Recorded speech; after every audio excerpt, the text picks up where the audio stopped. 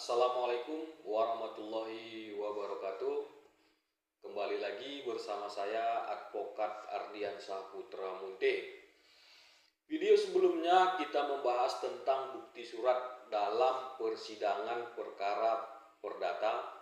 Video kali ini kita membahas tentang pemeriksaan saksi di pengadilan perkara perdata.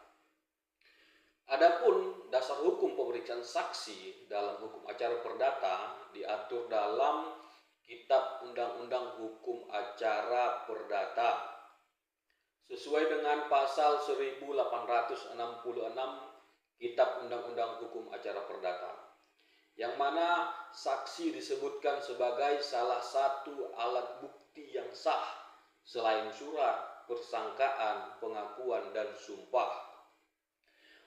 Pasal 139 HIR mengatur kewajiban para pihak untuk menghadirkan saksi dalam persidangan dan memberikan keterangan sesuai yang diketahuinya. Pasal 145 HIR, saksi wajib mengucapkan sumpah sebelum memberikan keterangan di pengadilan. Sebelum memberikan keterangan di persidangan. Pasal 163 RBG memuat ketentuan yang serupa dengan HIR tentang kewajiban menghadirkan saksi dan sumpah saksi. Jurisprudensi dan doktrin hukum menguatkan prinsip bahwa keterangan saksi harus relevan, tidak bertentangan dengan hukum, dan mendukung fakta yang diajukan dalam persidangan. Jika saksi memberikan keterangan palsu, maka saksi dapat dipidana dengan ancaman 7 tahun sesuai dengan pasal 242 ayat 1 yang berisi barang siapa dalam keadaan di mana undang-undang menentukan supaya memberikan keterangan di atas sumpah atau harus bersumpah memberikan keterangan palsu diancam dengan pidana penjara 7 tahun. Selanjutnya, kita membahas proses pemeriksaan saksi di pengadilan.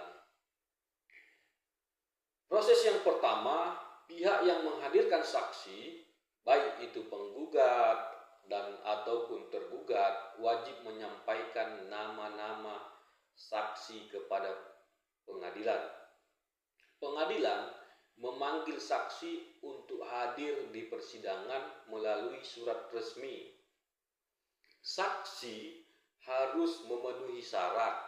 Syarat yang pertama, dewasa, minimal berusia 18 tahun. Yang kedua, mampu. Mampu artinya tidak memiliki cacat fisik ataupun mental yang dapat menghalangi kesaksiannya. Yang ketiga, tidak memiliki konflik kepentingan dengan perkara. Kehadiran saksi di persidangan, saksi hadir di ruang sidang sesuai jadwal yang telah ditentukan. Jika saksi tidak hadir tanpa alasan sah, maka hakim dapat memerintahkan pemanggilan ulang atau menghadirkan saksi dengan bantuan aparat hukum. Sebelum memberikan keterangan, saksi wajib mengucapkan sumpah atau janji di hadapan majelis hakim sesuai dengan agama atau kepercayaan yang dia anut. Tujuannya apa? Tujuannya agar saksi memberikan keterangan dengan jujur. Selanjutnya, pemeriksaan identitas saksi.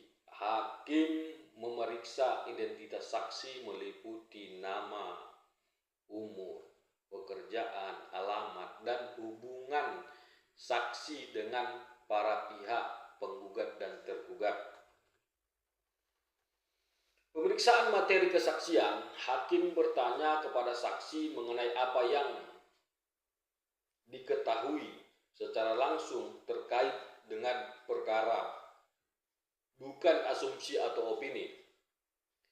Proses tersebut melibatkan pertanyaan dari hakim. Hakim menanyakan pokok-pokok perkara yang relevan. Penggugat atau kuasanya dapat mengajukan pertanyaan. Tergugat atau kuasanya juga dapat mengajukan pertanyaan. Prinsip yang harus dipenuhi dalam kesaksian, saksi harus memberikan keterangan yang relevan berhubungan langsung dengan perkara. Berdasarkan pengalaman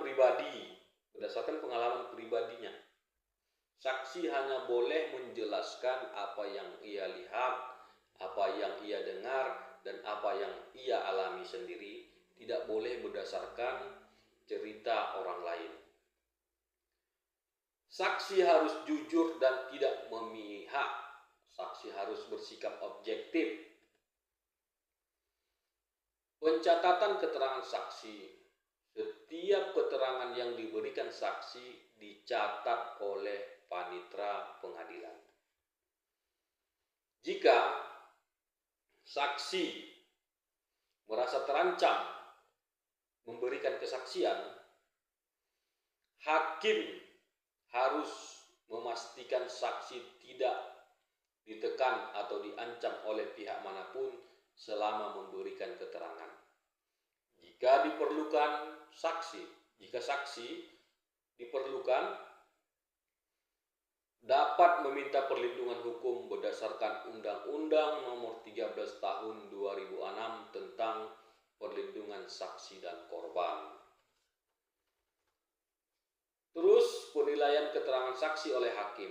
Hakim menilai keterangan saksi itu berdasarkan relevansi, konsistensi, kejujuran.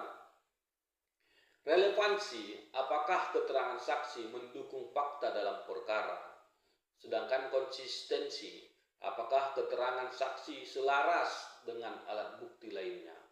Kejujuran, apakah saksi memberikan kesaksian tanpa tekanan ataupun motif tersembunyi.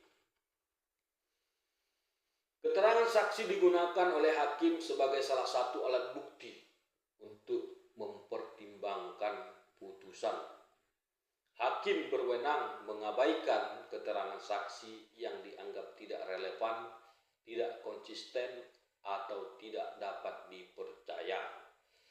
Proses tersebut dibuat untuk memastikan bahwa keterangan saksi membantu menemukan kebenaran dalam perkara.